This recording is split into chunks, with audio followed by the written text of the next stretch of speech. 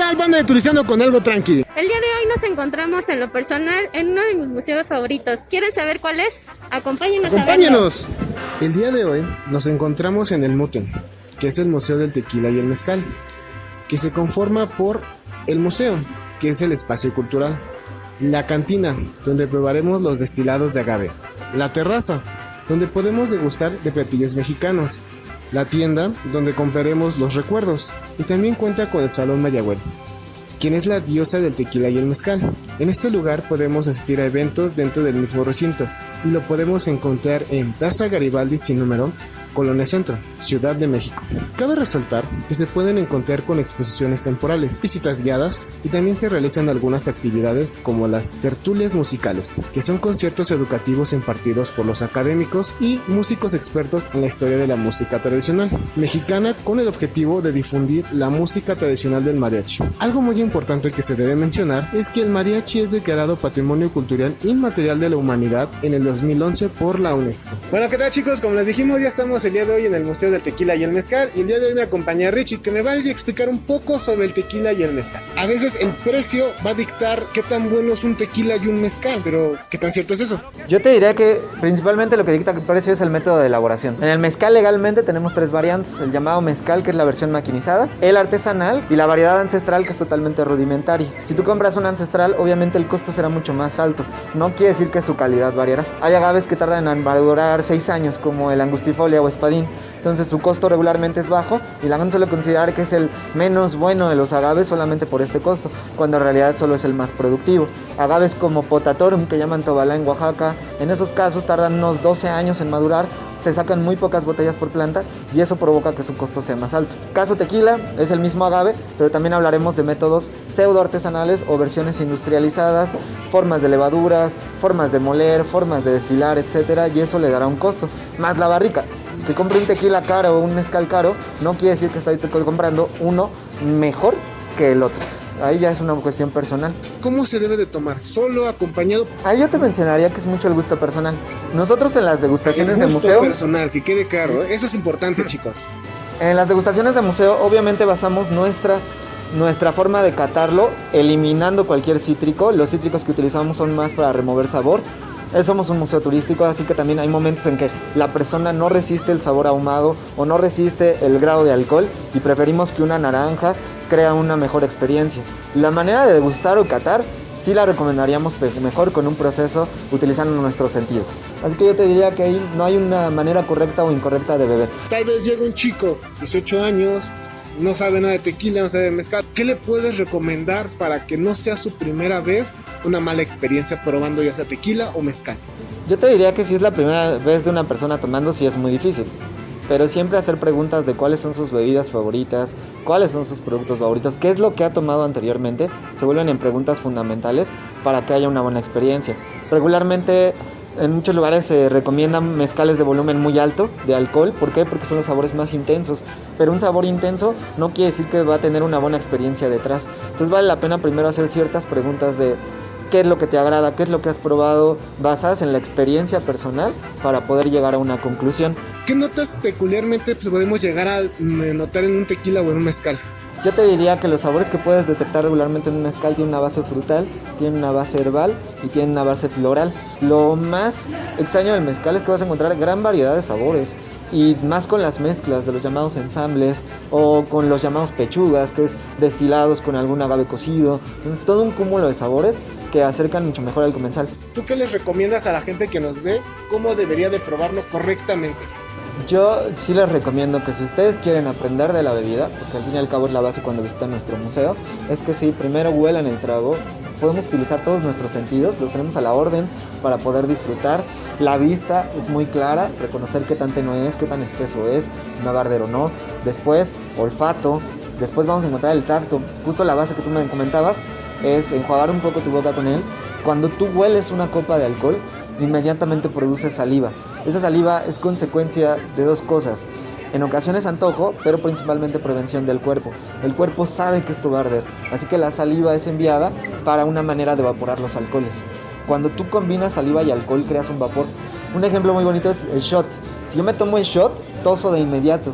¿Por qué? Porque mi cuerpo lo que hace es acumular saliva para intentar expulsar ese alcohol de vapor, y lo hacemos de una manera que se vuelve muy incómoda y molesta. Si en lugar de eso inhalamos un poco de aire, pasamos el trago y exhalamos, esos vapores saldrán de la manera óptima en que mi cuerpo lo quiere. Y entonces comenzaré a tenerle menos miedo al trago destilado. Hay un mito, que el mezcal no produce crudo. ¿Qué tan cierto es esto? Las formas de azúcares que después se convierten en etanol, metanol y congéneres son menos incómodas para el cuerpo y fáciles de expulsar. Eso sí, si yo combino un alcohol destilado con cualquier tipo de azúcar, voy a tener resaca. La mezcla de azúcares y alcoholes es la que me van a causar la resaca más importante. La resaca nunca deja de existir, pero las formas en las que las vivimos pueden ser fundamentales. Yo te diría que más preocuparme en la bebida, tomen agua. Sí, y dos, que también tu cuerpo debe tener tiempo para digerir las cosas. Que de repente, aunque mi cuerpo ya esté satisfecho, aunque mi cuerpo diga basta, seguimos consumiendo. Y es lo que provoca una mayor embriaguez, después resacas más dolorosas. Le ponen sal y la naranja y ni siquiera saben por qué lo están haciendo. ¿Puedes explicarles por qué es para eso? Los orígenes del uso de limones y naranjas, siempre ha habido ácidos o siempre ha habido cítricos detrás de los destilados. El uso de limones era muy común en la zona oeste. Regularmente lo tomaban después del trago. Es extraño ahora que lo hacen al revés. Yo no lo recomiendo tanto. ¿Por qué? Porque esa acidez que tiene el limón, más después agregas un alcalino que es la sal, crea un cúmulo de sabores a los que tu cuerpo no está totalmente acostumbrado. Puede dar una indigestión. Y dos, te va a dar un shotazo. Cuando tú tomas el alcohol, te sabe a puro alcohol, no te sabe a tequila, no te sabe a agave cocido. ¿Por qué? Porque tus papilas gustativas se inhiben ante sensaciones tan incómodas. Yo la verdad no las recomiendo muchísimo. Si no les gusta el trago, claro que sí, pero siempre tómenlo después de la bebida, nunca antes. Podemos decir que el tequila y el mezcal es un digestivo. Sí y no. Sí pueden funcionar como digestivo, pero al ser bebidas destiladas con un volumen alcohólico muy alto, pues a largo plazo pueden hacer daño a tu estómago. Yo no lo recomendaría tanto, sí pueden funcionar en algún momento. Más vale mejor hacerlos para el disfrute y el momento, no tanto para un proceso que una medicina o que una vida saludable te puede dar. Bueno, pues sería todo por el momento, Richie. Muchas gracias. Y ahorita en un momento vamos a pasar con Pau y vamos a pasar para que nos expliquen un poco más del museo como tal y su historia, ¿vale, chicos? Entonces, chicos, nos despedimos con un saludcito y los esperamos aquí en el Mutem, ¿sale? ¡Salud!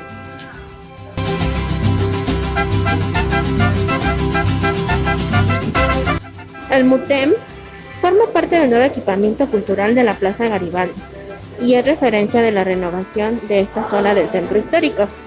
Entre sus principales objetivos se encuentra la difusión y promoción del patrimonio e identidad cultural de México, la atracción de nuevos visitantes, turistas nacionales y extranjeros.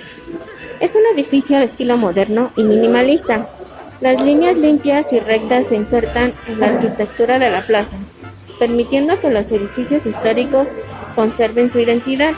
Su objetivo principal es dar a conocer los procesos de destilación de las diferentes variedades del agave, resaltando el valor y el resultado final de los destilados, los cuales son de muy buena calidad. En el primer piso del inmueble se encuentra el museo dedicado a la producción del tequila y el mezcal, bebidas destiladas, las cuales cuentan con reconocimiento a nivel internacional y son orgullosamente mexicanas. Por otro lado, encontraremos la historia del mariachi y de la Plaza Garibaldi, recorrido que nos transporta hacia el origen de nuestra cultura popular nacional. En este espacio de exposición se muestra la colección de botellas de tequila y mezcal, la cual cuenta con más de 300.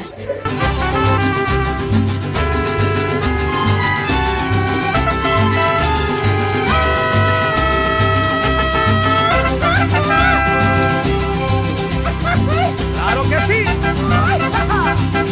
¡Sí, señor!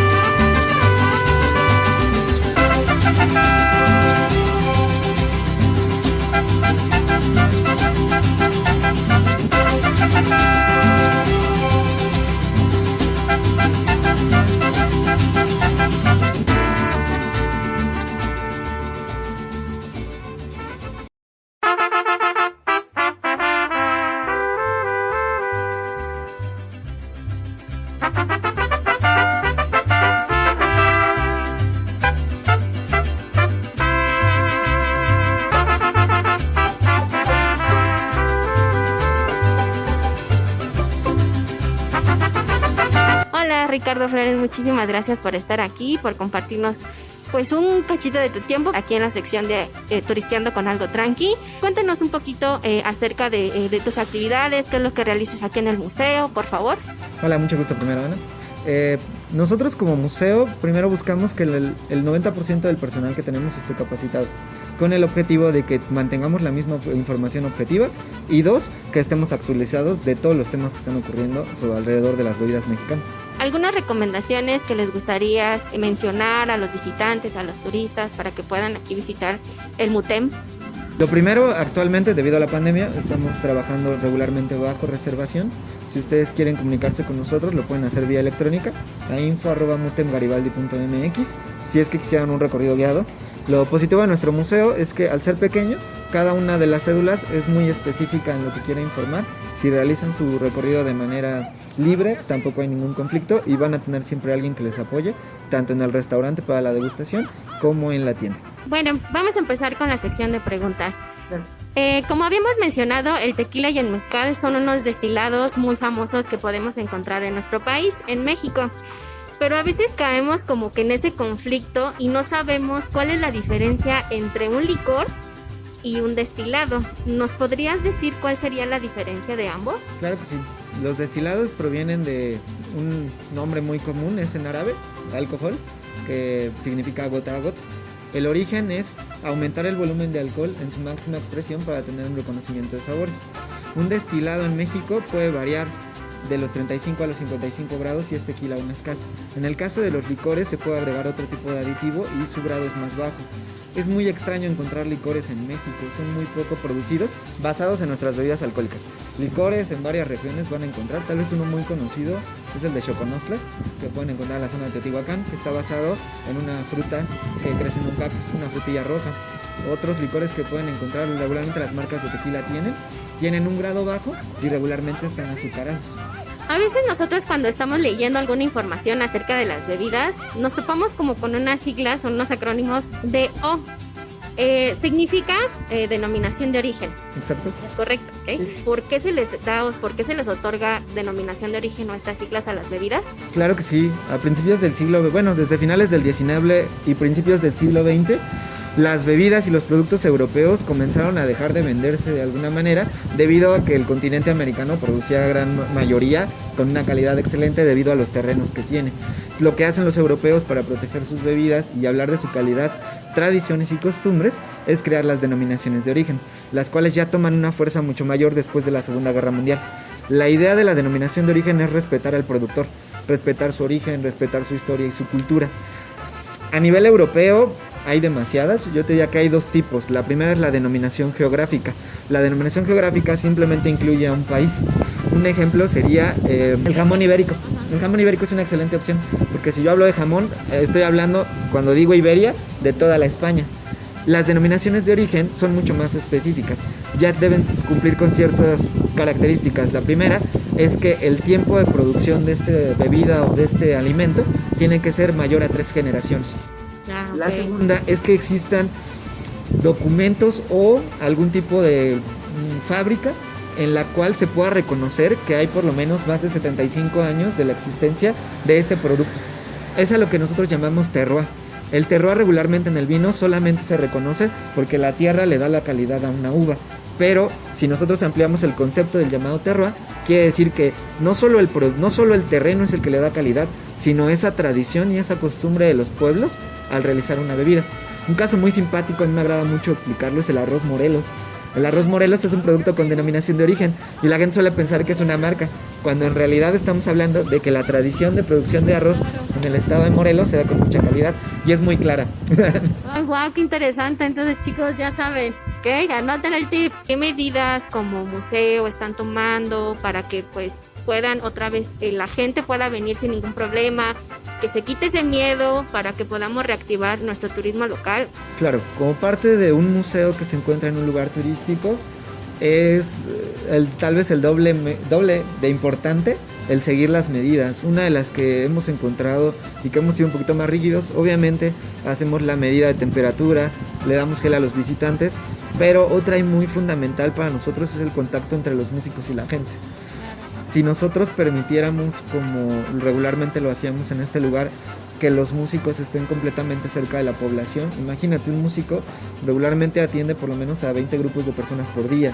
Entonces actualmente suena bastante incómoda para mucha población porque quiere estar pegado a ellos, pero ellos se encuentran un poquito alejados en la parte fuera del restaurante. La idea es que ellos canten una especie de serenata a la gente, pero que tanto los músicos como la gente que está conviviendo aquí se sienta completamente segura. Dos, tanto en la degustación como en la entrada, constantemente mantener todo el tiempo el uso de gel antibacterial, el lavado de manos. Y por último, eso nos duele un poquito como instalación porque era complementario, pero los interactivos que estaban dentro de nuestro lugar de trabajo están completamente apagados. ¿Podrías platicar un poquito acerca del proceso de elaboración tanto del tequila, algo muy pequeñito, del tequila como del mezcal, por favor? Claro que sí, siempre es importante reconocerlos en su origen. Nosotros les llamábamos vinos mezcales y son el conjunto del conocimiento europeo sobre la destilación y el añejamiento y el conocimiento empírico que ya toda la población de Mesoamérica tenía sobre el agave.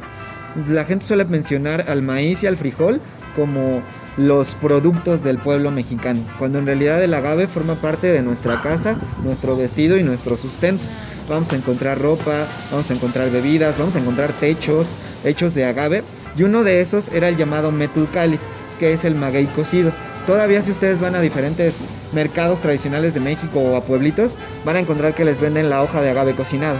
Eso es lo que en su origen podríamos conocer como un mezcal. Segundo, ante eso a la planta también se le llamaba mezcal. Así que ahí surge una confusión muy grande, porque son dos acepciones más la tercera que legalmente existe, el llamado mezcal como un destilado. En origen, pues tenemos un proceso. El proceso es el corte y selección de la planta cuando madura, al cual reconocemos como la jima. Después el horneado, que es lo que nos va a diferenciar del pulque, a diferencia de un pulquero que extrae el jugo cuando la planta es madura todos los días y lo fermenta. En el caso de los llamados jimadores, ellos cortan la planta y después es enviado a un proceso de cocimiento en el cual los azúcares se concentrarán, los llamados fructanos, y entonces serán más factibles de ser fermentados. Ya que el agave está cocido, pasa a un proceso de molienda. La molienda tiene como objetivo extraer el jugo del agave, pero hay diferentes métodos rudimentarios, unos con piedras en forma de rueda conocidos como tahonas, hay población que lo sigue haciendo con mazos o con una máquina que conocemos como trapiche. El trapiche regularmente es la tecnología de hace 100 años, pero el día de hoy se utiliza comúnmente. El penúltimo paso es la fermentación, la idea de convertir todos estos jugos, estas melazas en alcoholes, y finalmente la destilación, que tiene un origen europeo, de inicio árabe, traído por medio de los europeos, y que aquí se transformó de variantes muy particulares. Ahí surgen mezcales que llamamos artesanales y ancestrales, que vale mucho la pena conocer. ¿Qué lo diferencia del tequila? No es en sí un método, el proceso es exactamente el mismo, pero gracias a los recursos que tenían los del oeste, principalmente los de la zona que ahora conocemos como Jalisco Nayarit, es que se realiza una industrialización del vino mezcal y entonces utilizan una herramienta mucho más práctica y en ese momento efectiva. El método de producción te va a dar un sabor completamente diferente, pero también lo hará la planta y el lugar de producción. Un ejemplo muy particular es que si tú pruebas un tequila y conoces diferentes marcas, al probarlas en su variedad conocida como blanco, que es el salido de la destilación, vas a encontrar distintas particularidades, y eso habla de la tradición de la marca, o habla de la forma de fermentar, o habla del conocimiento que tienen en la molienda o en la destilación. Entonces cada parte del proceso es fundamental, a diferencia de lo que solemos pensar, que solamente el agave le da sabor a la bebida, o que solamente Oaxaca y Jalisco producen ambas bebidas cuando son parte de un territorio nacional. Ok, perfecto. Muchísimas gracias. Y para terminar, como bien te mencionaba, sabemos que todo tiene un origen, ¿no? ¿Nos podrías platicar un poquito acerca de la leyenda de la diosa? Bueno, no sé, tú me vas a decir si es verdad o no, ¿verdad?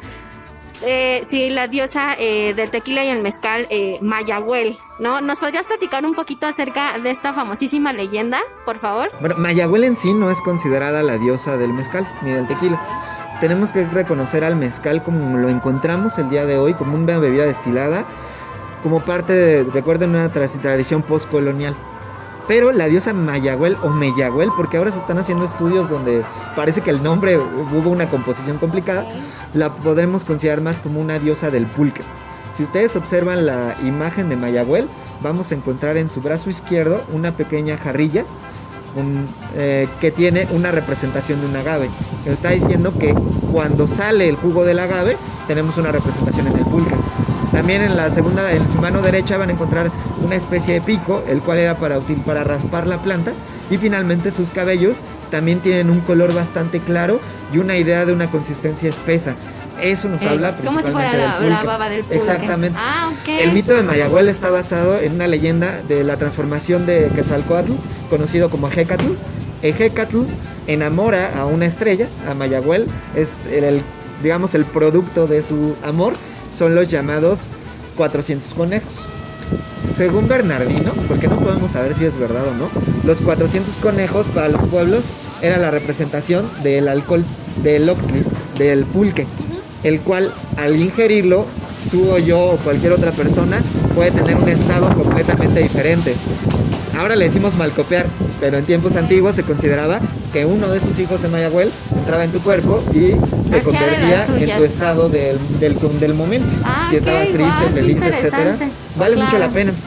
Basada en la leyenda también, la muerte de Mayahuel es muy dolorosa porque al enamorarse de Quetzalcóatl recibe el castigo más doloroso, que es la muerte. Las lágrimas de Quetzalcóatl, al convertirse en viento, y el cuerpo de Mayahuel forma los agaves, o es lo que un poquito nos cuentan algunos de los códices.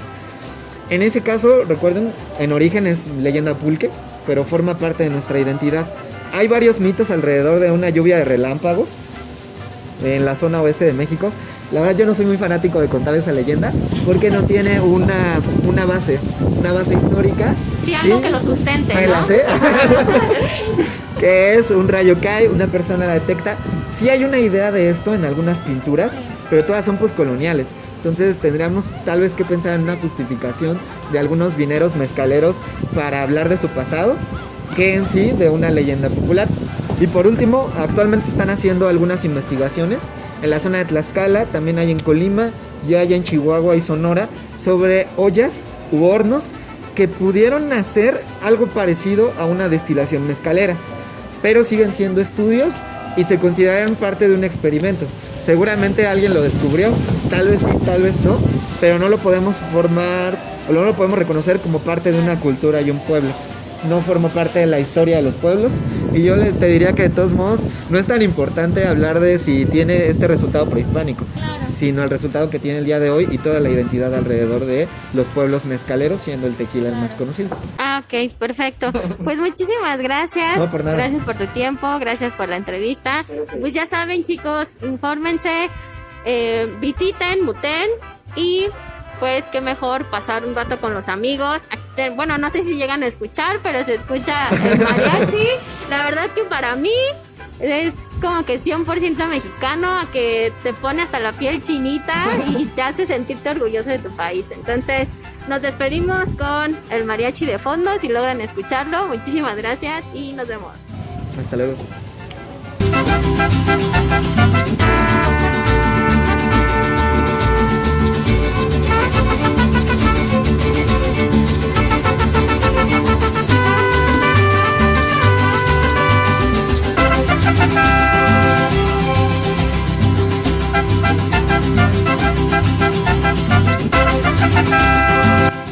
Así que ya saben, amigos, si quieren venir aquí a visitar el Mutén, así que si visitan o están en la Ciudad de México, esta es una buena opción. Y bueno, chicos, eso fue todo por hoy en Turisteando Algo Tranqui. Ya saben, ayúdenos con un like, suscríbanse y compartan, ¿vale? No se olviden del próximo capítulo que tendremos con Algo Tranqui acerca de este mes del orgullo gay, ¿vale? Nos estamos viendo, chicos. Gracias. Bye. Bye.